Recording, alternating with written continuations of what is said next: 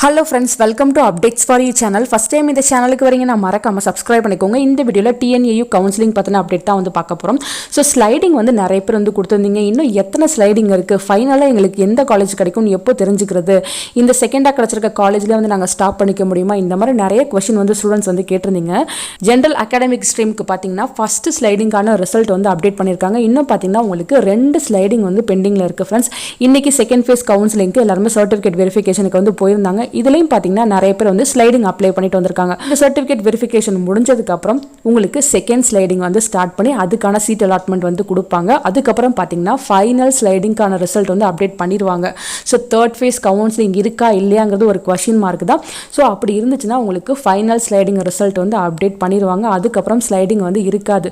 So டோட்டலா பாத்தீங்கன்னா உங்களுக்கு 4 டைம் தான் வந்து காலேஜ் வந்து சேஞ்ச் ஆகும். ஃபர்ஸ்ட் டைம் பாத்தீங்கன்னா உங்களுக்கு அலாட் பண்ணி கொடுத்தது. அதுக்கு அப்புறம் பாத்தீங்கன்னா 3 ஸ்லைடிங்கான ரிசல்ட் வந்து அப்டேட் பண்ணுவாங்க. ஃபோர்த்தா வரது பாத்தீங்கன்னா உங்களுக்கு ஃபைனல் அலாட்மெண்ட்டா இருக்கும். அதுக்கு அப்புறம் பாத்தீங்கன்னா சேஞ்ச் பண்ண மாட்டாங்க. உங்களுக்கு காலேஜ் ஓபன் பண்றதுக்கும் டைம் கம்மியா தான் இருக்கு. 10 டேஸ்க்குள்ள வந்து காலேஜ் ஓபன் பண்ணிடுவாங்க. சோ ஃபாஸ்டா வந்து உங்களுக்கு எல்லா ப்ராசஸும் நடக்கும். சீக்கிரமா வந்து ஸ்லைடிங்கான ரிசல்ட்டுமே அப்டேட் பண்ணுவாங்க.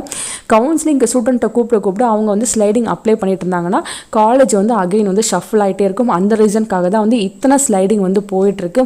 நிறைய ஸ்டூடெண்ட் வந்து லால சீட் கிடைச்சிச்சுன்னு போயிடுறாங்க, MBBSக்கு போயிடுறாங்க. இந்த மாதிரி நிறைய ஸ்டூடெண்ட் வந்து சீட்டை கேன்சல் பண்ணிட்டு போறதுனால வேக்கன்ட் ஆகிக்கிட்டே இருக்கு. அதனால பாத்தீங்கன்னா கவர்மெண்ட்ல இருக்க சீட்டை அகைன் வந்து ஸ்லைட் பண்ணி ஸ்டூடெண்ட்ஸ்க்கு வந்து அலாட் பண்ணிட்டே இருக்காங்க. அதனால தான் வந்து இத்தனை ஸ்லைடிங் வரையும் போயிட்டு இருக்கு.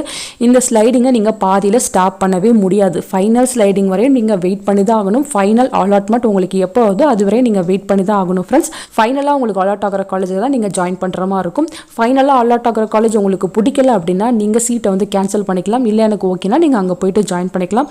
அதுக்கும் பாத்தீங்கன்னா ஃபர்தரா இன்ஸ்ட்ரக்ஷன் வந்து கொடுப்பாங்க.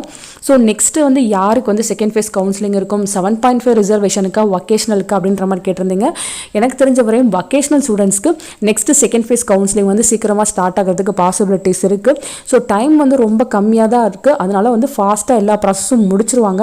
செகண்ட் ஃபேஸ் கவுன்சிலிங் வந்து 7.5 ரிசர்வேஷனுக்கோ வொகேஷனல் ஸ்டூடெண்ட்க்கோ ஸ்டார்ட் ஆயிடுச்சுன்னா கண்டிப்பாக நான் உங்களுக்கு வீடியோ போட்டு சொல்றேன். இதில் உங்களுக்கு வேறு ஏதாச்சும் டவுட் இருந்தாலும் நீங்கள் கீழே கமெண்ட் செக்ஷனில் கேட்கலாம். காலேஜ் ரீஓப்பனிங் டேட் பார்த்தீங்கன்னா சீக்கிரமாக அனௌன்ஸ் பண்ணுவாங்க. வெயிட் பண்ணுங்க. கண்டிப்பாக நான் உங்களுக்கு அப்டேட் பண்ணுறேன். Thank you for watching.